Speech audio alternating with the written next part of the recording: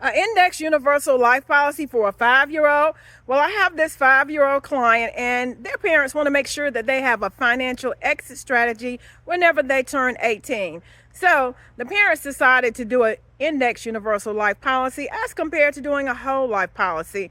The winner probably was the interest rate. The index universal life is showing 6.5%, and usually, the whole life policy averages about 3%.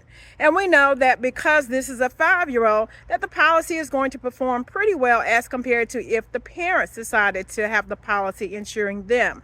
So by the time this child is 18, this policy is projected to have about an accumulation of $45,000. Now, you may be saying, well, if the child goes to college, that's not a lot of money.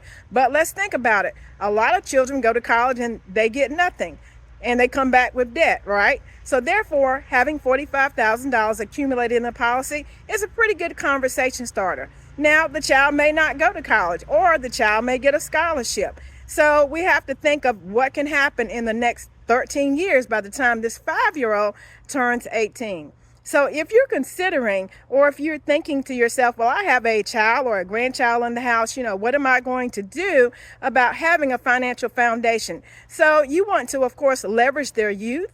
And of course, you want to consider, should I have this savings in a bank, or should I save it in a life insurance policy? And when you save it in a bank, you fill out those financial aid forms for college, and of course they use that against you. They use your assets and your savings against you. You save it in a life insurance policy, and it's not calculated whenever you're filling out the financial aid forms. Just something to think about.